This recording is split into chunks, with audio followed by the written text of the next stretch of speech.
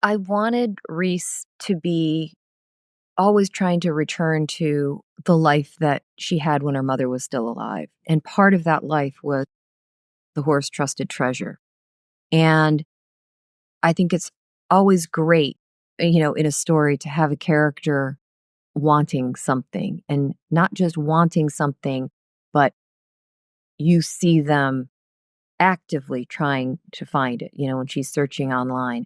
I just think that brings more depth to the character. It makes the story, I think readable and engaging to see what the character is doing to try to get what they're yearning for, even if it might not be something good for them. Welcome to Care More, Be Better, a podcast for people like you who care about the social impact of conscious companies and everyday heroes. Hear inspiring stories from those who put people and planet before profit and personal gain. You'll learn how you can make a difference, vote with your dollars, and get involved today. Here's your host, Corinna Bellizzi.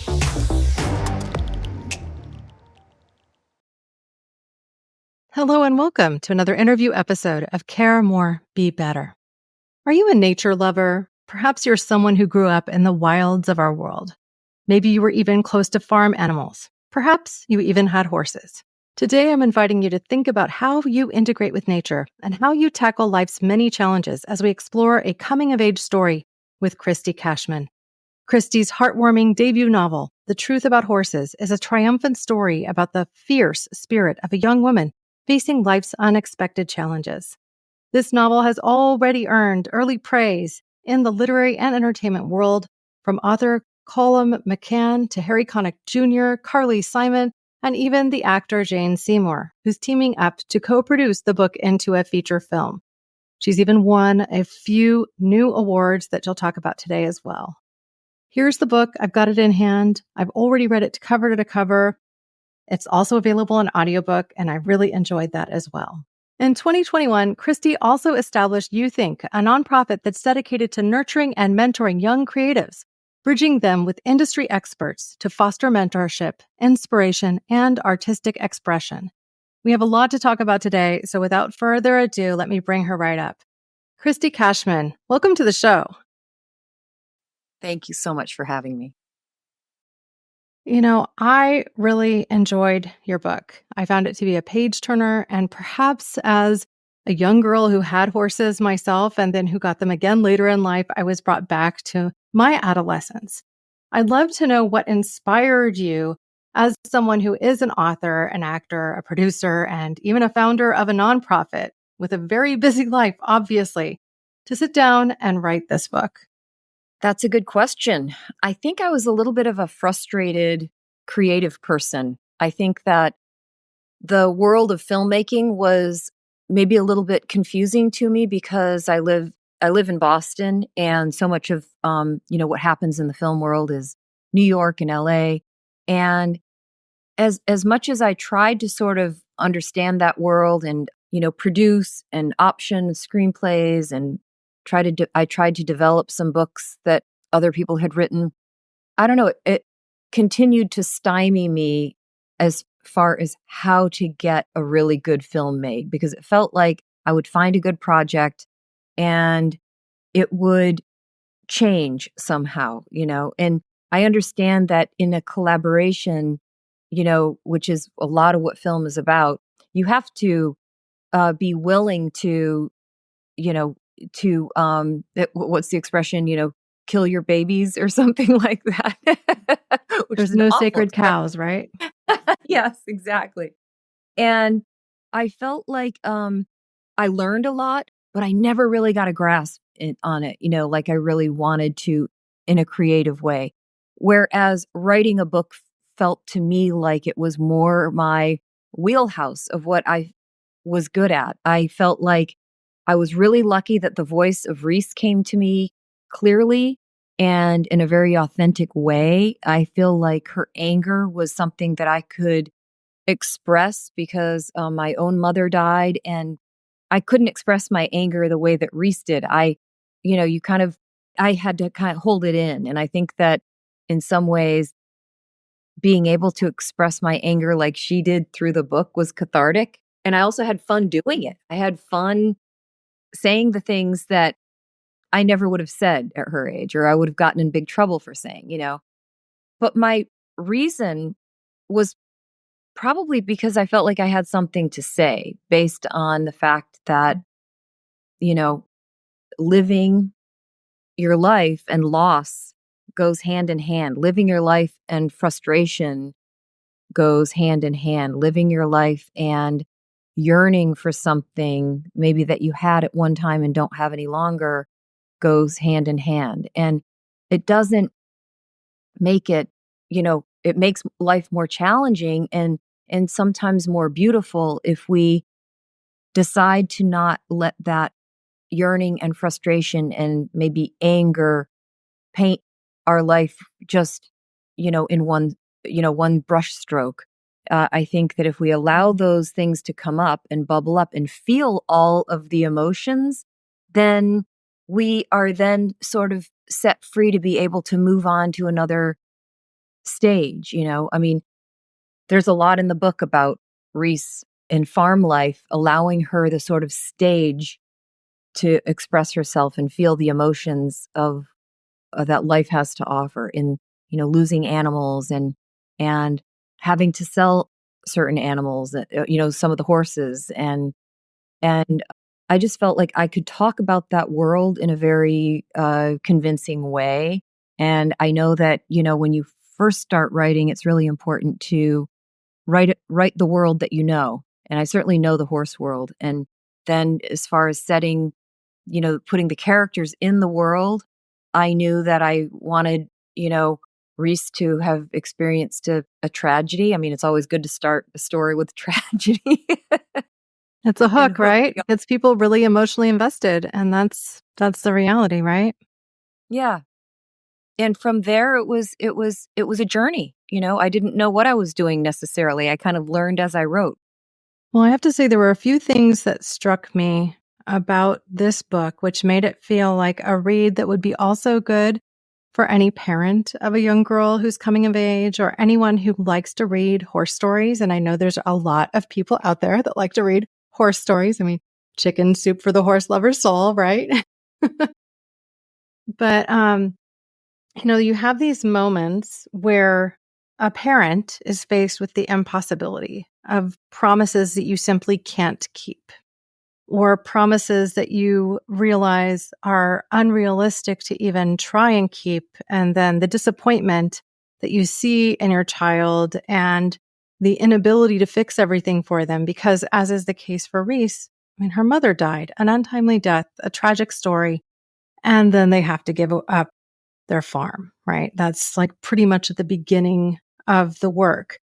And so it really captivates you and puts you in this position of the impossibility of the running into such a deep tragedy at the time when someone is also coming of age and already in that really fragile time, that fragile space, and having to work through all of those intense emotions. And the likely rebellion that might have been on the horizon anyway then becomes a little bit worse and harder to manage. And as the parent, maybe you just want to allow a little bit more because, well, what are you going to do? And this is awful and you don't even know how to confront it. So I think you encapsulated that story so well that I found myself relating to the dad as much as I was also pissed off at him, relating to the daughter Reese and her enamor with these animals and the need to be with them because you don't have to sit there and explain your story to a horse. You could talk to them and they're never going to judge you. You can get on their backs and go for a stroll or go for a ride or work in a round pen, and the reward of the physical labor of it is also something that can help people to really get through tough times. I think that we don't understand as much in today's society, and I'm just talking in general about our society, the value of that labor to get through a really difficult time, the value of that connection with animals, because often people don't even know what a farm animal really looks like close up because they don't have that experience of, pushing a cow around or getting on board a horse. I mean, I have met people in my life who literally have never set foot on a farm. And to me, it's different because I grew up with that, because I'm a horse lover, because I've owned many horses, and perhaps because I read Black Beauty too many times as a young girl, have never sold any of them. They've always been donations to not-for-profit charities that worked with people, and where I knew that their end of life was going to be something more like living as a pasture ornament and getting chiropractic as opposed to, you know, being on a butcher's block, which can also be a terrifying reality in the horse world. I love that you do that. So, yeah, it's like they're your loves. Like the emotional bond you can build with a horse is as strong or stronger than that you build with your family dog. So, I think people also don't necessarily know that if they've never had horses. And it the story invites us to think about what that's like, which is something I absolutely loved about it. Now, you have been in over 20 films, including some pretty big ones like American Hustle, Joy, The Women, Ted 2, and The Forger. So it feels like you knew how to prep this for screen. Like I felt in some ways like I was reading a screenplay, which means it's both digestible and visually I was really able to get all of it inside my head. Like I could see the shots in a way. How close on the horizon is a film of this book? Well, it's looking like it's more going to be in the direction of a series, which Hmm. is exciting. I think that could be amazing. And the way that I wrote it, and it's in 3 parts, and in some ways, I saw it as something that could be easily a miniseries because each part could easily be 2 episodes. So there's, 6 episodes right there. And then if you take any of the characters and continue on with, the dad, or maybe you start when Jessie, her mother, is still alive, or maybe you continue on after, the birth of the foal in the end. So there are a lot of different directions it can go. It can follow Wes's life. He's the selective mute in the story. And we can delve into his life a little bit more. I felt like some of that was, intentional, and some of it was just a happy accident that I had the experience reading a lot of screenplays, really understanding the anatomy of a story by taking a lot of classes and by reading a lot of screenplays. Sometimes actually reading a lot of bad screenplays is a good lesson. And I definitely read a lot of bad screenplays, And so all of that, my experience reading screenplays, working in film, trying to produce, and that informed me as an author. I'm most certain that it did. And I think that writing visually was also something that came with the territory because I had read a lot of screenplays and I definitely pictured it. I mean, there is a saying though that when you write, if you write well, you write what you see. And if you can describe what you see in a scene and get into the detail of what the room looks like and smells like, and the feeling of the table or tablecloth and all of that, everything that you can describe going on with your senses in a scene is helpful. And in some ways we think we're seeing it because we're describing other senses as well. Do you know what I mean? Sometimes if you describe a smell, it makes us see something, which is interesting. I think the horse world and barns and rural environments and, what the grass smells like in a certain time of year and what river water smells like and mud and stuff like that, I grew up with. And, and so I had those feelings, and descriptions at my fingertips, luckily. They were easy for me, but I also worked at it. I also worked really hard at making sure that I didn't shortchange my audience or the project by not giving the description that I felt was necessary and that the book sort of was meant to have. Well, and when you talk of Wes, who is one of the main characters in the book and who, as you said, is mute and he doesn't speak by choice. So there's this emotional trauma that's under the surface that you're curious about and learning about. But to understand that this young teenage girl can find a path to really reach him and that their communication can be as subtle as the communication that you might have with a horse, aside from the times that they write one another notes, but even just the visual or the connection to this prior animal there was a picture of in the barn and it had been broken. He puts it back up and what that says about the moment. And so getting people to really follow the depth of their emotional connection, even as it wasn't formed in the most traditional of fashions. I mean, to me, that's exceptional storytelling. And so perhaps, I hope, we've provided a snapshot into why this makes a great read. I personally found it to be thought-provoking, again, from the perspective of now being a parent. I have boys, not girls. I'm trying to get them into horses. We'll see if that works out. But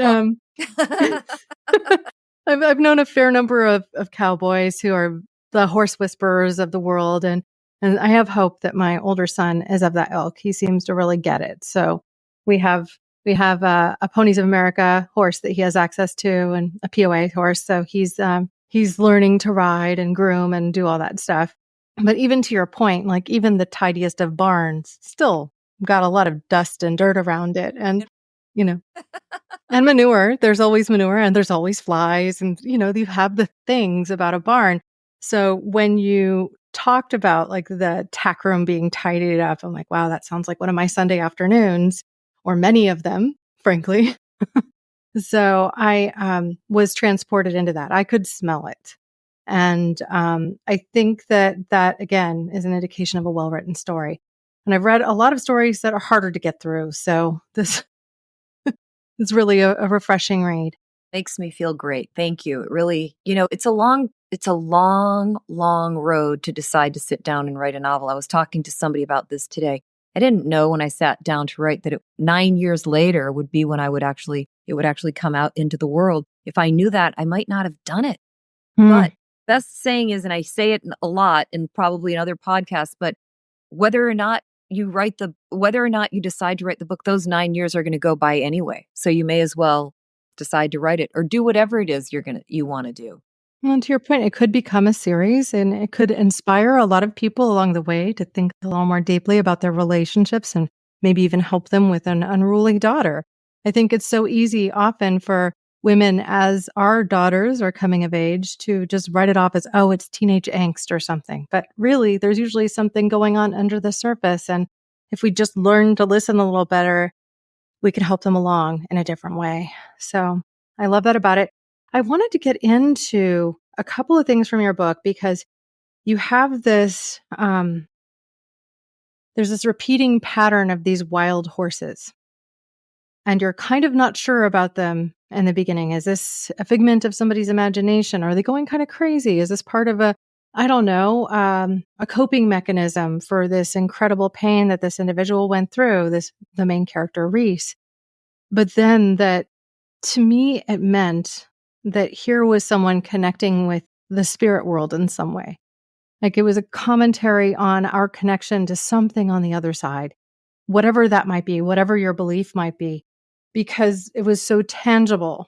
And then to come to an ending point within the book where other people hear or see that, and it's ratification that this wasn't just an imaginary thing. I mean, it sent chills up my spine to be reading about this sort of story.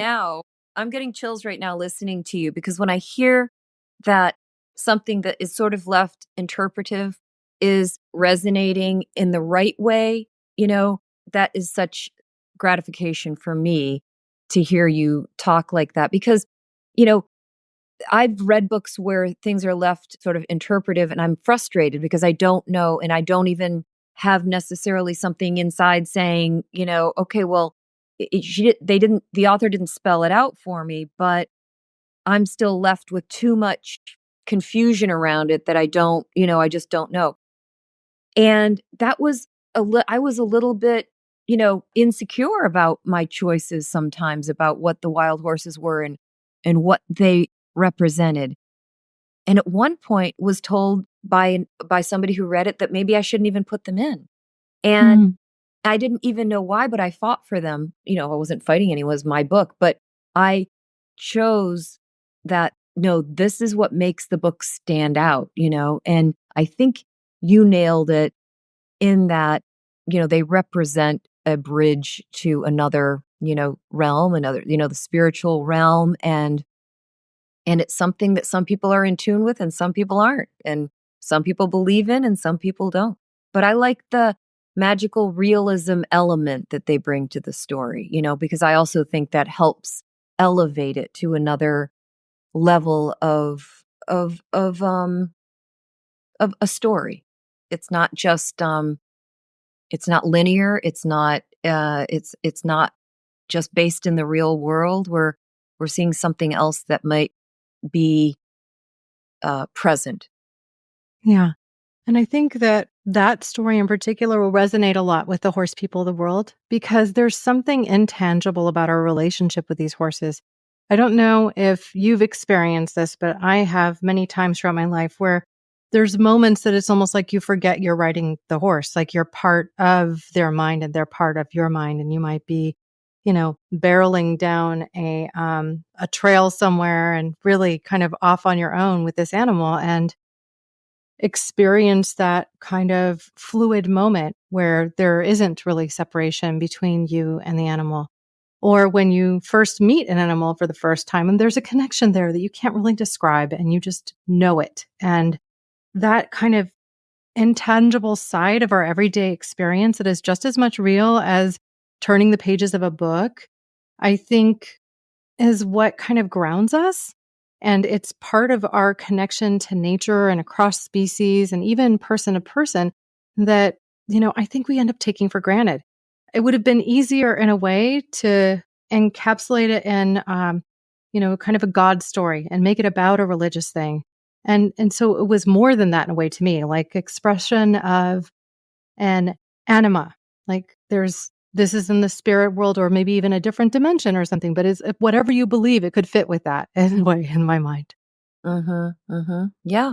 Yeah, they very much were an enigma for sure. I mean, you don't want to, I think, I don't want, when I'm reading a story, I don't want to be told, or led by the nose, this is what you're supposed to think about this, or this is how I want you to see this relationship. In fact, after I finished the novel, it became really clear to me that in some ways I was all the characters, it wasn't all of me in Reese and it wasn't all of me in the father. It wasn't all of me in Wes, but I was part of all of them. Part of me was definitely the father because the father was the master of avoiding his emotions. And Hmm.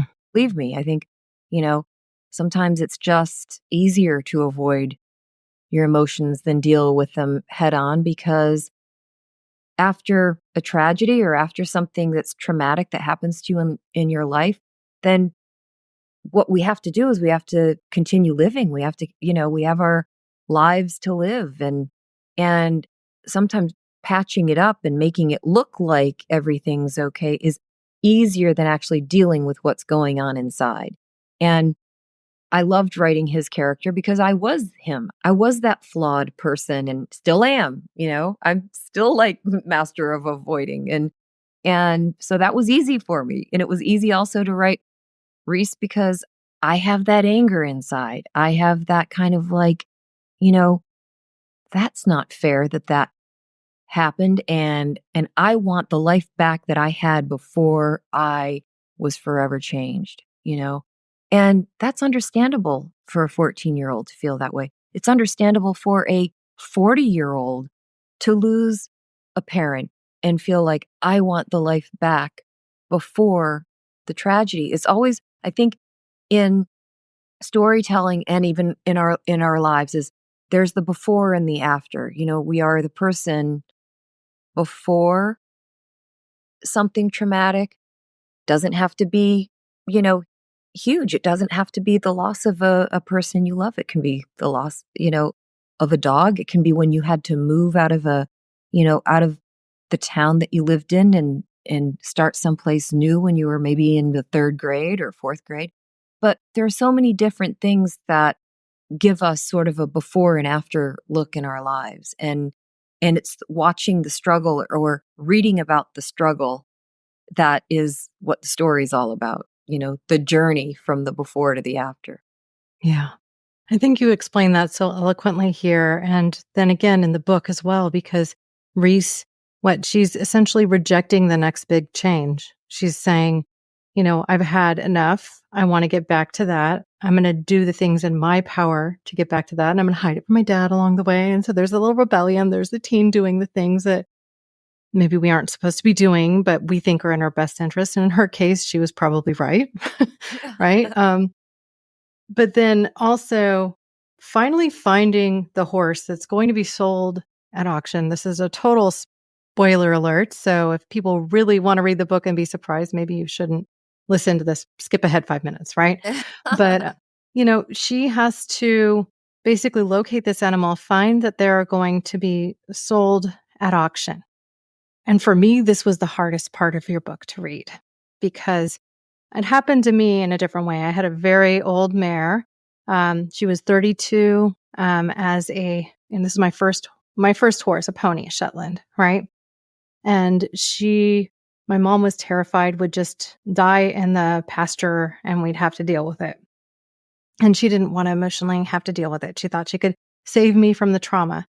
So after the third time that I had to get up and walk her all night because she was colicking, she called and decided to sell her at auction, and then had the wherewithal, as somebody who was probably honest to a fault, told me exactly who bought her and for how much. So my first pony was bought by the glue factory for $35.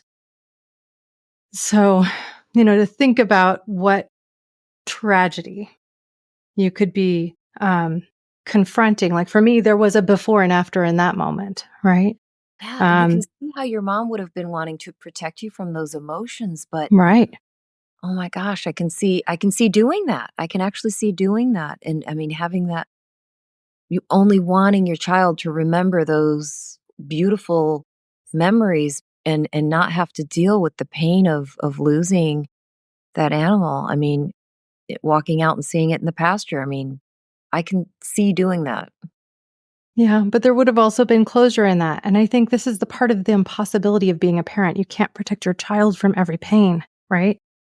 And so in this case, in this story, you're telling that story of this girl finding the horse, rushing to find it, and learn that it's being sold as a decrepit old horse on that auction block, but almost not identifying it was the same horse because it didn't look the same to her.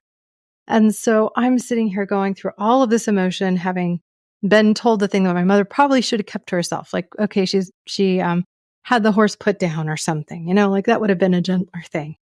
But the end of a horse's life isn't always beautiful. And I think there's a lot of people out there who understand that just from having read a work of fiction or from knowing people and the world of horses, or who have followed the stories of all the BLM horses that end up getting rounded up. So, we know it's not always beautiful. And in a way, since horses are so expensive to keep, their last months or years sometimes just aren't that great. It's kind of the world we land in. So I wondered if there was, if this was particularly close to a reality that you lived, or what might have inspired you to put this story this way in this book. I wanted Reese to be always trying to return to the life that she had when her mother was still alive. And part of that life was the horse trusted treasure. And I think it's always great, in a story to have a character wanting something, and not just wanting something, but you see them actively trying to find it, when she's searching online. I just think that brings more depth to the character. It makes the story, I think readable and engaging, to see what the character is doing to try to get what they're yearning for, even if it might not be something good for them.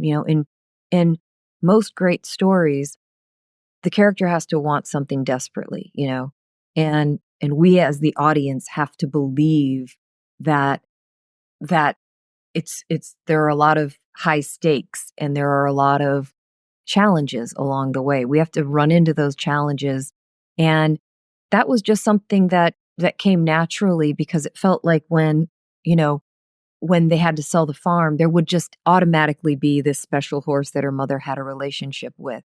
And so part of getting that horse back was also wanting to, hold on to something of her mother's. Oh, it's a beautiful story, really, truly. And I'm just choking up a little bit, being transported back into it. So I really encourage people to go and pick up this book and give it a read. I will include a direct link with our show notes. But before we prepare to wrap the entire episode, I wanted to talk with you for a moment about your not-for-profit work, because this is connecting to young people and helping them really navigate the challenges that they might face and the world of arts and entertainment. So what really got you to the point where you felt like you had to found this not-for-profit only a few years ago, back in 2021? And what is your aim with this particular work? Thank you for asking, first of all, because it is something that's very close to my heart. And I'm in the middle of it right now. I have 12 people from Ireland staying at my home right now in Boston. And we have 30 students total that we're doing a workshop with. But we went to the Boston Public Library today. We were at the Goodwin Chapel on Boylston Street doing some workshops. And I also did a writing workshop to kick it off this morning. So I am right now right in the middle of it. And it's our second installation here in Boston, but I've done about 12 or more in Ireland at our property at Kilkee Castle, which is, we just basically kind of use the place as our venue. And it was an easy thing to do there because we own the property. I mean, but my reason for doing the mentorship program was this. While I was writing my book, there were about 3 people who said things to me, read some of my early pages, some of my raw pages, and encouraged me and were there for me, pushed me in a way that made me continue.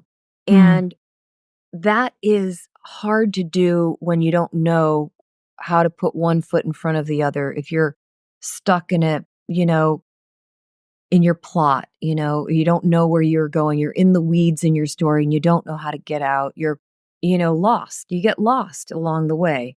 And I was lost a lot.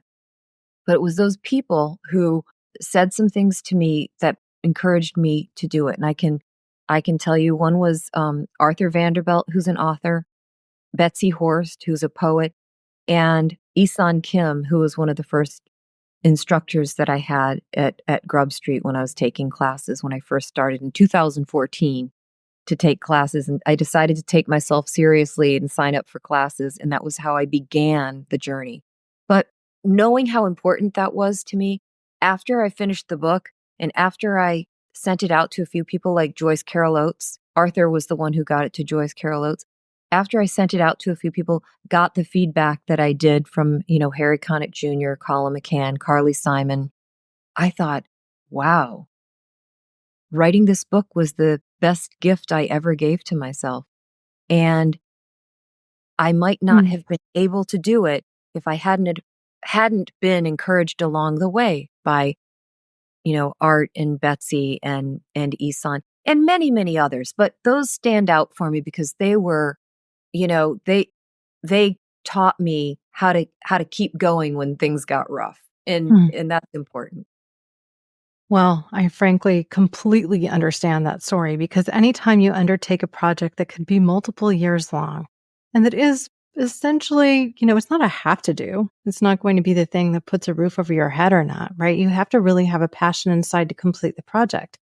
I confront the same thing sometimes with this podcast. I'm over 200 episodes in now, but there have been moments along the way where it's just like, what am I doing? What am I doing this for? Is this really serving a purpose? Am I reaching enough people?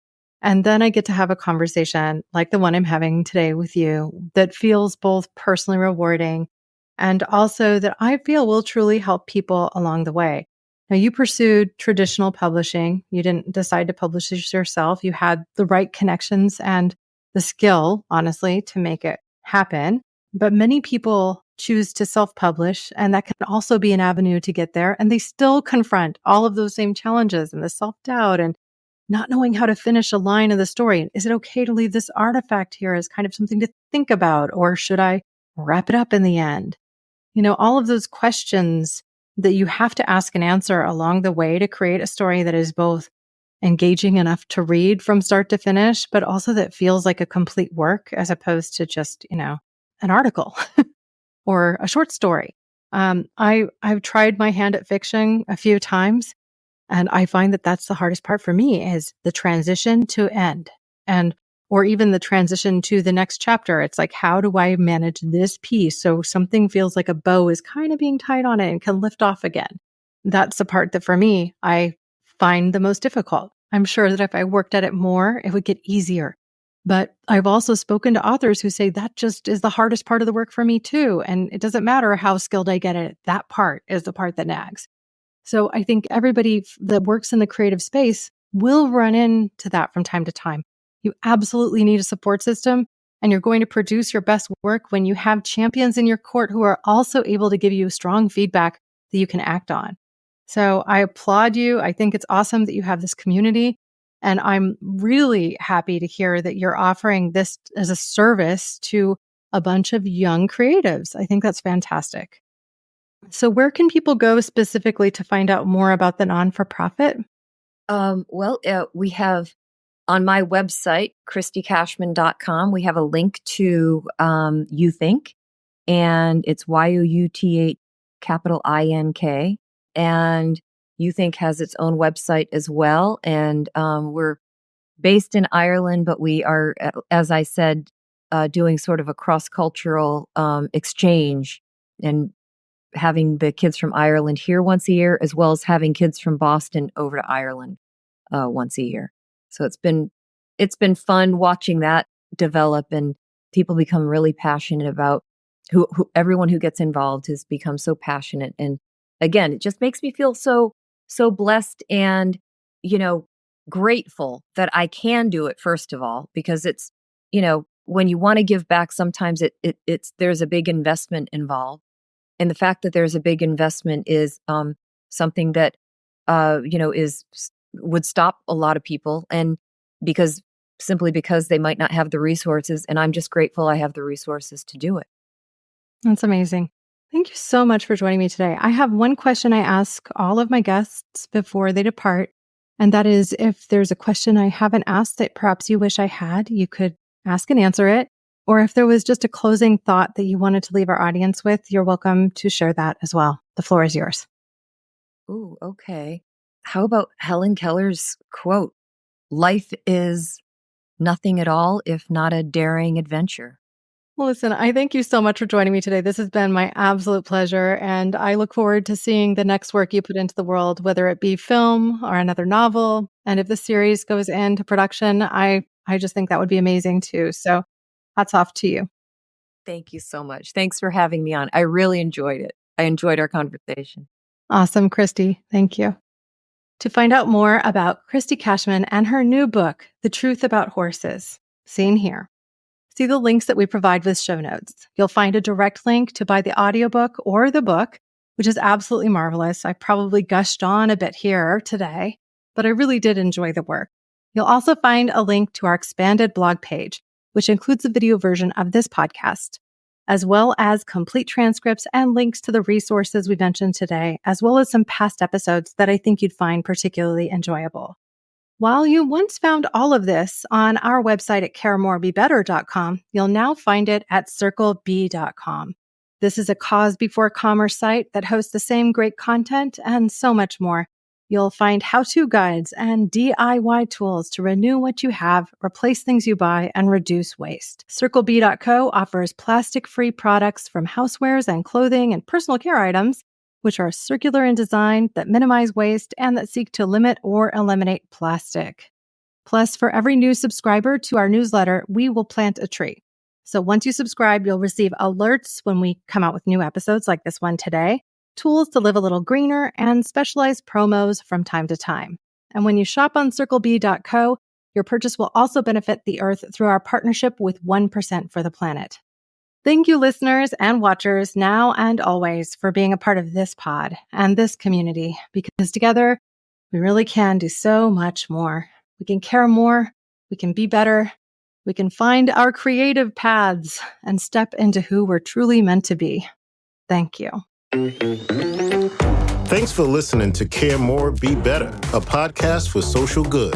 To make sure you never miss an episode, subscribe, rate, and review wherever you listen to podcasts, and share with your friends to help us reach more people and spread more social good.